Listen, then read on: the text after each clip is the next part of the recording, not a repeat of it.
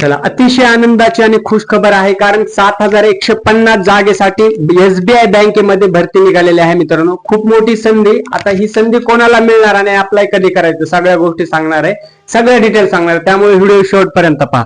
लक्षात घ्या, एसबीआयच्या बँकेमध्ये मित्रांनो 7,150 जागेसाठी भरती आहे आणि महाराष्ट्रासाठी तब्बल 500 प्लस जागा आहेत. म्हणजे ही भरती जी आहे ऑल ओव्हर भरती आहे.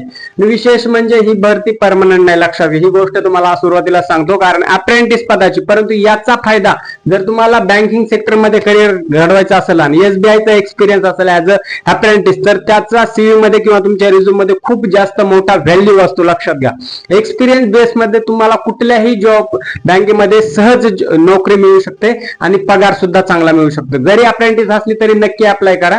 शिक्षण यासाठी लागणार आहे ग्रॅज्युएशन मित्रांनो. कुठल्याही शाखेतील पदवी असणं तुमच्याकडे आवश्यक आहे. जर कंप्लीट असेल तर तुम्ही फॉर्म अप्लाय करू शकता, परंतु या ठिकाणी जर तुम्ही फायनल इयरला असाल तर त्या ठिकाणी तुम्हाला अप्लाय करता येणार नाही. लक्षात घ्या, कारण की काय, कंप्लीट असणं ही रिक्वायरमेंट आहे.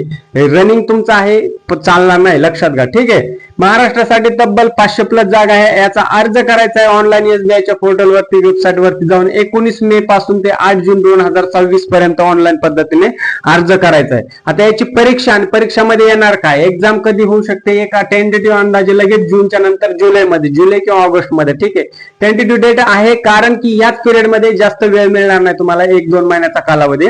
शिक्षण यासाठी ग्रॅज्युएशन लागणार आहे. वयाची अट आहे मित्रांनो या ठिकाणी कमीत कमी 20 ते 28 वर्ष. ठीक आहे, बाकीच्या भरतीला 18 प्लस लागतं, पण इथं 20 वर्ष कंपल्सरी कमीत कमी असणं गरजेचं आहे आणि 28 वयाच्या भरू शकता. ह्याच्यामध्ये कॅटेगरीमध्ये विद्यार्थ्यांना एज रिलॅक्सेशन मिळणार आहे, एसटी आणि एसटी वाल्यांना. ठीक आहे, त्याच्यानंतर सिलेक्शन प्रोसेस जर तुम्ही पाहिली, ऑनलाईन एक्झाम या ठिकाणी असणार आहे, कॉम्प्युटर सीबीटी बेस. त्याच्यानंतर लोकल लँग्वेज टेस्ट होणार आहे या ठिकाणी, म्हणून तुम्हाला दोन्ही गोष्टी पास होणं खूप गरजेचं आहे. आणि ही भरती आहे ती ऑल ओव्हर इंडियामध्ये, फक्त महाराष्ट्रापुरती स्पेसिफाईक नाही.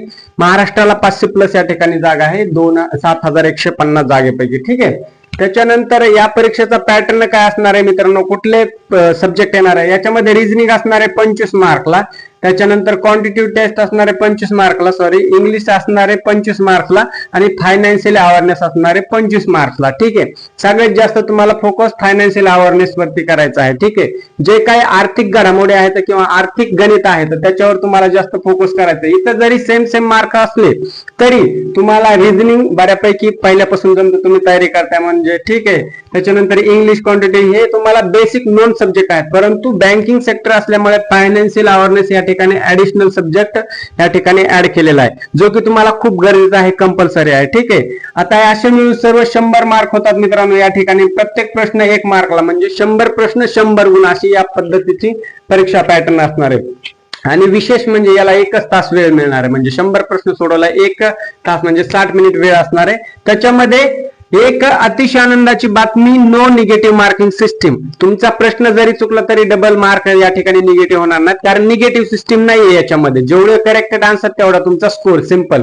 ठीक आहे, त्याच्यामुळे जास्तीत जास्त विद्यार्थ्यांनी या ठिकाणी अप्लाय करा, कारण की काय विषय मित्रांनो, निगेटिव्ह सिस्टीम नसल्यामुळे जरी तुम्हाला जॉईन करायचं नसेल तरी अप्लाय करा. कारण विषय काय आहे, तुम्हाला एक स्पर्धा परीक्षा देण्याचा अनुभव लागतो, किंवा वेळ कसं मेंटेन करायचं, कशा प्रकारचे प्रश्न असतात, तुमचा पात्रता काय आहे, कॅपेबिलिटी किती आहे तुमची मार्केटमध्ये या स्पर्धेच्या युगामध्ये, त्या गोष्टी नोंद होतात. म्हणून हा अर्ज तुम्ही अवश्य नक्की भरायला पाहिजे असं मला वाटतं. ठीक आहे, त्याच्यामुळे निगेटिव्ह मार्किंग सिस्टीम नसल्यामुळे खूप जणांनी चांगला फायदा घेतला तरी आता चालेल.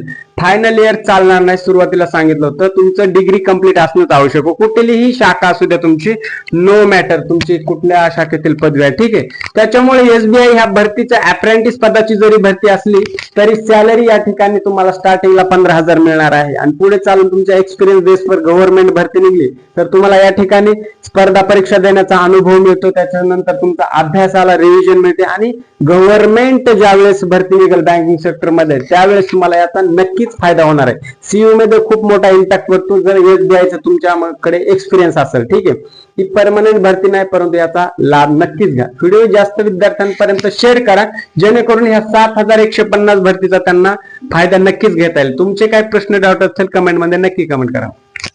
इथेच थांबतो. जय हिंद, भेटूया नवीन अपडेट सोबत, आणि राम राम.